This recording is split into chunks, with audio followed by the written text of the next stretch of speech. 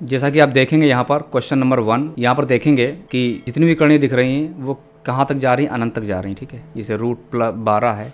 ठीक, जो सबसे पहली करणी ये है। ठीक है, उसके अंदर ये सारी करणी है। फिर दूसरी करणी को आप देखेंगे, उसके अंदर फिर तीसरी करणी शुरू हो गई। ठीक, इस प्रकार से अगली करणी शुरू होगी तो यहाँ पर से फिर अंदर से शुरू हो जाएगी। ठीक है, उसी प्रकार से इस क्वेश्चन में देखेंगे केवल नंबर बदला हुआ, यहाँ 12 है, यहाँ 30 है। ठीक है, इसमें देखेंगे 110 है, चिन्ह का अंतर है। ठीक है, यहाँ माइनस के। तो देखिए इन क्वेश्चन को अगर शॉर्टकट विधि देखें तो बहुत आसान है। ठीक है, लेकिन इसको मैं फंडामेंटल मेथड से भी इसको आपको सिखाऊंगा। तो इसमें करना क्या होता है, देखिए सबसे पहले हम लोग इसको शॉर्ट की विधि सीखते हैं। हमको ये नंबर देखना होता है।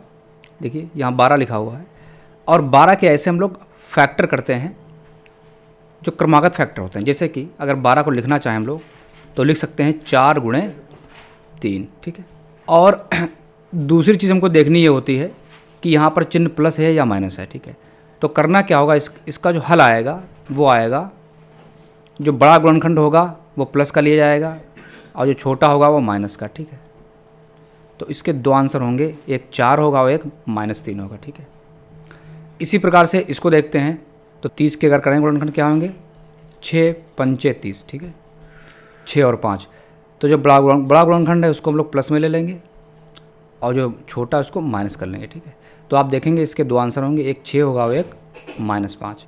आइए क्वेश्चन नंबर 3 को देखते हैं। बस यहाँ पर क्या अंतर देखेंगे आप, यहाँ पर माइनस है, माइनस के लिए थोड़ा सा नियम चेंज हो जाता है। 110 के गुणनखंड करें अगर आप क्रमागत तो क्या निकलेगा, 11 × 10। ठीक है,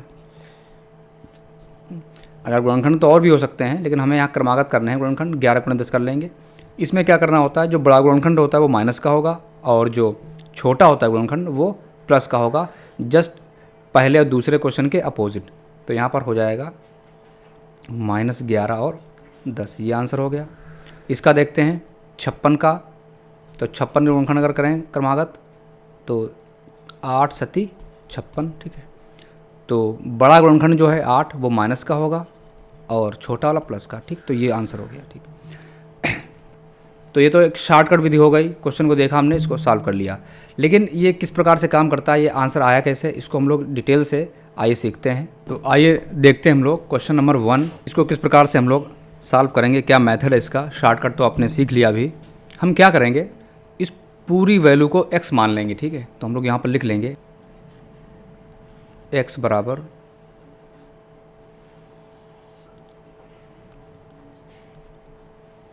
फिर ये करनी शुरू हो जाएगी 12, फिर इसके अंदर तीसरी करनी शुरू हो जाएगी। ठीक है, फिर इस प्रकार से चलती रहेगी और ये अनंत तक जाएगी। ठीक, अब हमें क्या करना होगा कि दोनों पक्षों में वर्क कर लेंगे। ठीक, तो लिख लेते हैं, दोनों पक्षों का वर्क करने पर, वर्क करने से x² हो जाएगा, इधर इसकी घात 2 हो जाएगी। और देखिए जब इधर वर्क करेंगे तो वर्क करने से क्या होती है, करनी हट जाती है। जैसे कि आप इस प्रकार से लिखा हो √12 बराबर x लिखा होगा, जब वर्क करेंगे तो √12 हट जाएगा। शर्त यह है कि यहाँ पर कुछ ना लिखा हो। देखिए यहाँ पर आप देखें कुछ नहीं लिखा है, यहाँ देखें कुछ नहीं लिखा हुआ है, यानी इसका मतलब यहाँ पर 2 लिखा हुआ है, ये वर्गमूल का साइन है। 12 बराबर x² हो जाएगा। ठीक है, तो देखिए जब हमने वर्क किया तो ये एक करनी हटेगी, सबसे ऊपर वाली करनी हट जाएगी तो ये 12 बाहर निकल आएगा।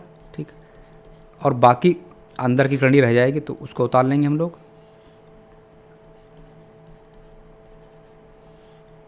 12, ठीक, x² बराबर 12 प्लस, देखिए इसको देखें यहाँ पर ये श्रेणी अनंत तक जा रही है। हमने क्या कि एक 12 को बाहर निकाल लिया। तो देखिए अनंत वाली श्रेणी पर एक 12 बाहर निकल गया तब भी उस पर कोई फ़र्क नहीं पड़ेगा। तो यानी यहाँ से यहाँ तक जो है इसको हम लोग फिर से x के बराबर लिखा जा सकता है। क्यों, जैसे अगर आप चाहें तो यहाँ पर +12 करणी लिख सकते हैं तो कोई फ़र्क नहीं पड़ेगा। तो ये जो है वैल्यू ये वाली, इसको दोबारा से हम लोग x लिख सकते हैं, इसके x²। अब हम लोग पक्षांतर कर लेंगे, x इधर आ गया माइनस में हो जाएगा, 12 माइनस में हो गया बराबर 0। अब हम लोग इसको सॉल्व कर लेंगे। एक द्विघात समीकरण है, ठीक है, ये द्विघात समीकरण है। तो देखिए एक ये द्विघात समीकरण है और अब हमको क्या करना है, इसको हल करना होगा, इसके मान निकालने होंगे।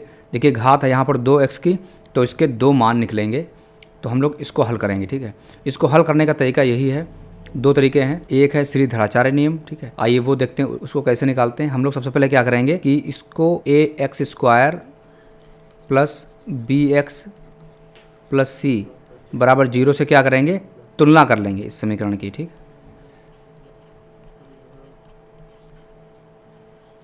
तुलना कर लेंगे तो a बराबर कितना आ जाएगा, यहाँ पर x² का गुणांक a है, a और यहाँ कितना है 1, तो a 1 हो गया। यहाँ पर x का गुणांक b है और इस वाले समीकरण में कितना है, चिन्ह सहित लेंगे -1, और c कितना है, यहाँ पर c प्लस में है और यहाँ माइनस में, तो c और माइनस बार आ जाएगा, ठीक। तुलना करने के बाद हम लोग क्या करेंगे कि डायरेक्ट सूत्र लगाएंगे, x बराबर -b प्लस -b² -4ac बटे 2a, ठीक है। माइनस b का मान आप देखेंगे माइनस है, तो उसको लिख लेंगे b² -1/2 4, a कितना है 1 और c है हमारे पास -12, ठीक है। 2, a का मान है हमारे पास 1, ये माइनस माइनस प्लस हो जाएगा, 1 हो जाएगा यहाँ पर, प्लस माइनस -1/2 करेंगे 1 होगा, और ये माइनस 4 की गुणा जब 12 से करेंगे तो 12 चौक 48, तो ये इतना आ जाएगा 48 आ जाएगा, और यहाँ 2 हो जाएगा, ठीक है।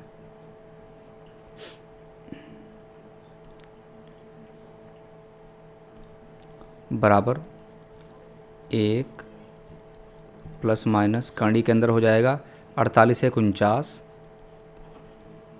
और नीचे 2, ठीक।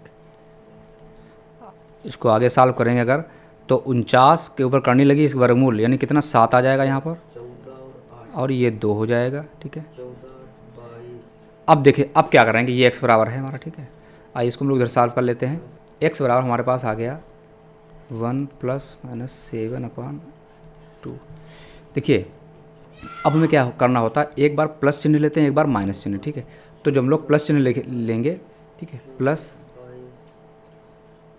लेने पर, ये एक बार लिख रहा हूँ आप लोग समझ जाएंगे, ठीक। लेने पर क्या होगा, x बराबर, अब केवल माइनस छोड़ दिया जाएगा, केवल प्लस लेंगे, तो 7 और 1 8/2 कितना आ गया 4 आपके पास आ गया। अगले में माइनस चिन्ह ले लेंगे, तो x बराबर क्या हो जाएगा 1 - 7/2, ये -6/, तो ये कितना -3 आ जाएगा, ठीक। तो आपने देखा एक वैल्यू 4 है, एक वैल्यू -3, यानी इसके दोनों ही आंसर हैं, ठीक है।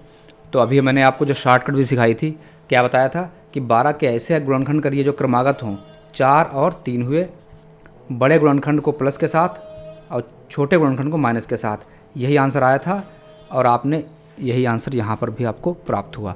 तो तरीका ये होता लगाने का, फंडामेंटल तरीके से लगाया गया, ठीक है। उसका आंसर जब आ गया, फिर उससे बनी शॉर्टकट विधि, ठीक है।